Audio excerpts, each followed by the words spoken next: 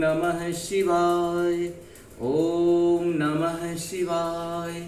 ओम नमः शिवाय। कर्पूरे गौरं करुणावतारं संसारसारं भुजगेन्द्रहारं सदा वसन्तं हृदयारविन्दे भवं भवानी सरितं नमामि। ओम नमः शिवाय। ओम नमः शिवाय। ओम नमः शिवाय। ओम नमः शिवाय। शिव महापुराण के हम लोग विदेश्वर संहिता में आज 21वां भाग को सुनेंगे। हमारे हिसाब से 21वां है और प्रभु के हिसाब से क्या है ये तो हम नहीं बता पाएंगे। हम एक एक को लेते हैं और एक एक करके करते जाते हैं, उसको एक भाग डाल देते हैं ताकि हमें याद रहे कि हमने क्या किया और क्या बाकी है। देश काल और पात्र और दान आदि का विचार। ऋषियों ने कहा, समस्त पदार्थों के दाताओं से श्रेष्ठ सूत जी, अब आप क्रमशः देश काल आदि का वर्णन करें। सूत जी बोले, महर्षियों, देव यज्ञ आदि कर्मों में अपना शुद्ध गृह समान फल देने वाला होता है, अर्थात अपने घर में किए हुए देव यज्ञ आदि शास्त्रोक्त फल को सममात्र में देने वाले होते हैं। गौशालाओं का स्थान घर की अपेक्षा 10 गुना फल देता है। जलाशय का तट उससे भी 10 गुना महत्व रखता है तथा जहाँ बैल, तुलसी और पीपल वृक्ष का मूल निकट हो वह स्थान जलाशय के तट से भी 10 गुना फल देने वाला होता है। देवालय को उससे भी 10 गुने महत्व का स्थान जानना चाहिए। देवालय से भी 10 गुना महत्व रखता है। तीर्थ भूमि का तट जिससे 10 गुना श्रेष्ठ है। नदी का किनारा उससे भी 10 गुना उत्कृष्ट है। तीर्थ नदी का तट और उसी से भी 10 गुना महत्व रखता है। सप्त गंगा नामक नदियों का तीर्थ गंगा, गोदावरी, कावेरी, ताम्रपनी, सिंधु, सरयू और नर्मदा, इन 7 नदियों को सप्त गंगा कहा गया है।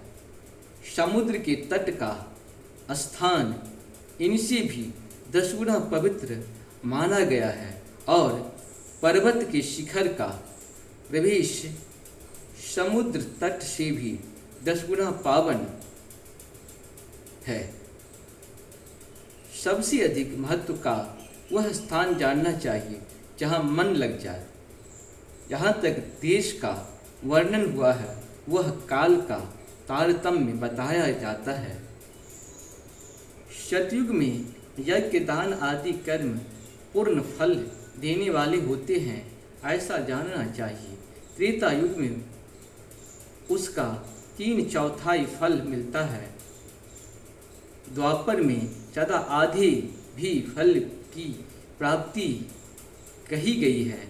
कलयुग में 1/4 ही फल की प्राप्ति समझनी चाहिए और आधा कलयुग बीतने पर इस 1/4 फल में से भी 1/4 कर्म हो जाता है, कम हो जाता है, 1/4 कम हो जाता है।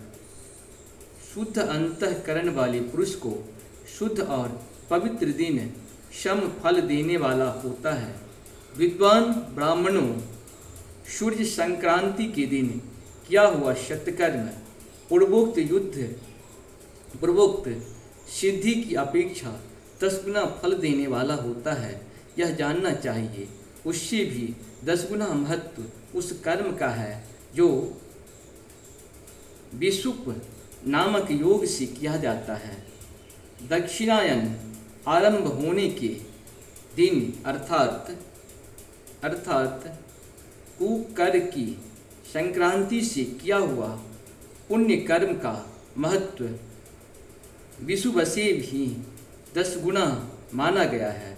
उससे भी 10 गुना मकर संक्रांति में और उससे भी 10 गुना चंद्र ग्रहण में किए हुए पुण्य का महत्व है। सूर्य ग्रहण का समय सबसे उत्तम है। उसमें किए गए पुण्य कर्म का फल चंद्र ग्रहण के से भी अधिक और पूर्ण मात्रा में होता है। इस बात को विज्ञ पुरुष जानते हैं। जगत रूपी सूर्य का राहु रूपी विषय से संयोग होता है, इसीलिए सूर्य ग्रहण का समय रोग प्रदान करने वाला है। अतः उस विष को शांति के लिए उस समय स्नान, दान और जप करें।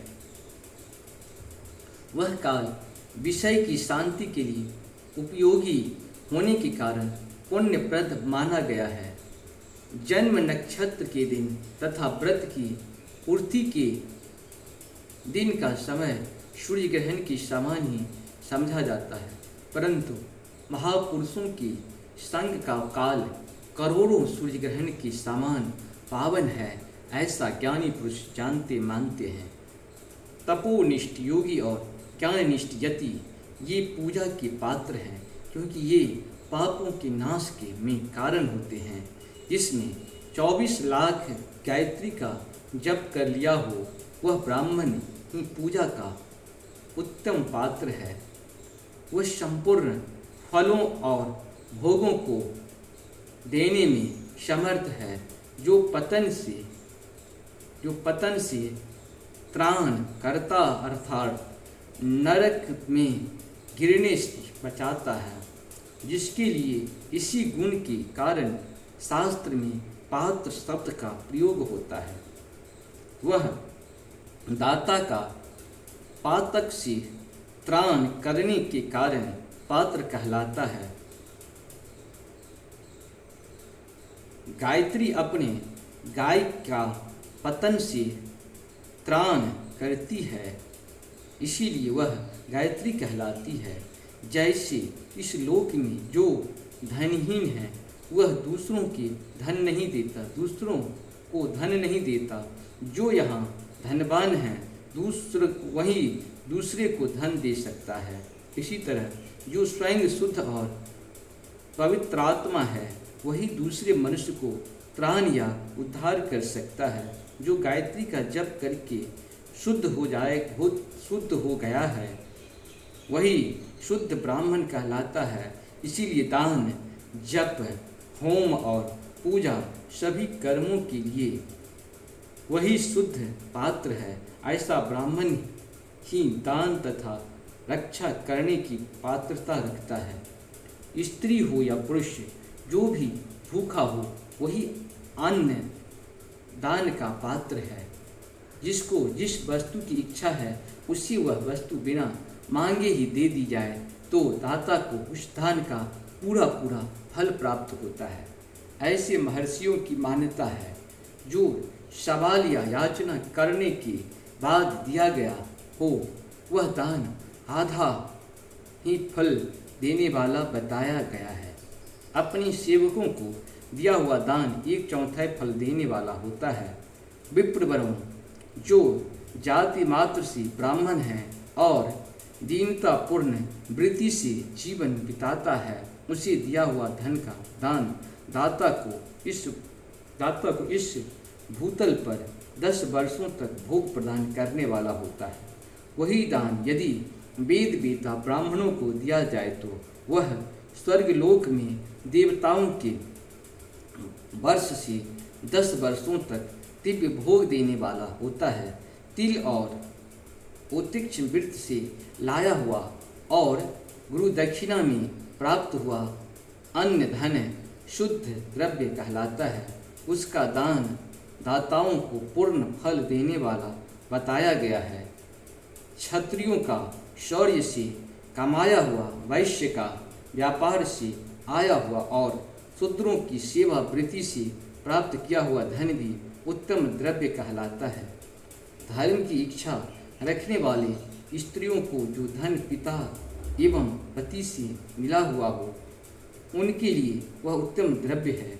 गौ आदि 12 वस्तुओं का चैत्र आदि 12 महीने में क्रमशः दान करना चाहिए। गौ, भूमि, तिल, स्वर्ण, घी, वस्त्र, धान्य, धान्य, गुड़, चांदी, नमक, कोहरा और कन्या ये ही वे 12 वस्तुएं हैं। इनमें गोदान से कायी, वाचिक और मानसिक पापों का निवारण तथा कायिक आदि पुण्यों को ही पुष्टि होती है। ब्राह्मणों भूमि का दान इहलोक और परलोक में प्रतिष्ठा, आश्रय की प्राप्ति कराने वाला है। तिल का दान बलवर्धक एवं मृत्यु का निवारण होता है। स्वर्ण का दान जठराग्नियों को बढ़ाने वाला तथा वीर्यदायक है। घी का दान पुष्टिकारक होता है। वस्त्र का दान आयु की वृद्धि कराने वाला है, ऐसा जानना चाहिए। धान्य का दान अन्य धन की समृद्धि में कारण होता है। गुड़ का दान मधुर भोजन की प्राप्ति कराने वाला होता है। चांदी के दान से ब्री की वृद्धि होती है। लवण का दान सररस भोजन की प्राप्ति कराता है। सब प्रकार का दान सारी समृद्धि को सिद्धि के लिए होता है। विज्ञ पुरुष कुष्मांडा के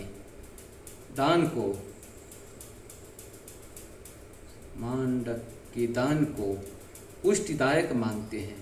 कन्या का दान आजीवन भोग देने वाला कहा गया है।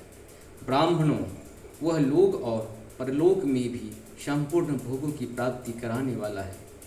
विद्वान पुरुषों को चाहिए कि जिन वस्तुओं से श्रवण आदि इंद्रियों की तृप्ति होती है उनका सदा दान करें।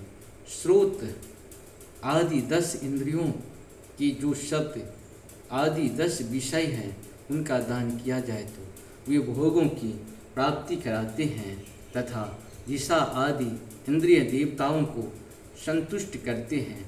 वेद और शास्त्रों को गुरुमुख से ग्रहण करके गुरु के उपदेश से अथवा स्वयं ही बोध प्राप्त करके पश्चाताप जो बुद्धि का यह निश्चय होता है कि कर्मों का फल अवश्य मिलता है, इसी को उच्च कोटि की आस्तिकता कहते हैं। भाई बंधु अथवा राजा के भाई से आस्तिकता बुद्धि या श्रद्धा होती है, वह कनिष्ठ श्रेणियों की आस्तिकता है जो सर्वथा दरिद्र है। इसीलिए जिसके पास सभी वस्तुओं का अभाव है वह वाणी अथवा कर्म शरीर द्वारा यजन करें। मंत्र, स्तोत्र और जप आदि को वाणी द्वारा किया गया यजन समझना चाहिए तथा तीर्थ यात्रा और व्रत आदि को विद्वान पुरुष शारीरिक यजन मानते हैं। जिस किसी भी उपाय से थोड़ा हो या बहुत देवतागण देवता तर्पण बुद्धि से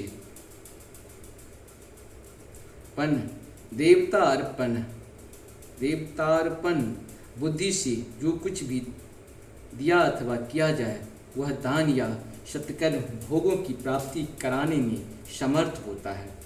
तपस्या और दान ये 2 कर्म मनुष्य को सदा करने चाहिए तथा ऐसे गृह का दान करना चाहिए जो अपने वर्ण, चमक दमक या सफाई और गुण सुख सुविधा से शोभित हो। बुद्धिमान पुरुष को देवताओं की तृप्ति के लिए जो कुछ देते हैं वह अतिशय मात्रा में और सब प्रकार के भोग प्रदान करने वाला होता है। उस दान से विद्वान पुरुष इहलोक और परलोक में उत्तम जन्म और सदा सुलभ होने वाला भोग पाता है। ईश्वर अर्प बुद्धि से ईश्वर अर्पण बुद्धि से यज्ञ दान आदि कर्म करके मनुष्य मोक्ष फल का भागी होता है। इस प्रकार से ये हम लोग का शिव महापुराण का 21वां भाग पूर्ण हुआ। आप सबों को बहुत बहुत धन्यवाद। नमस्कार, जय हिंद, जय भारत। आप सबका स्वागत है। हर हर महादेव, हर हर महादेव। प्रणाम, जय हो।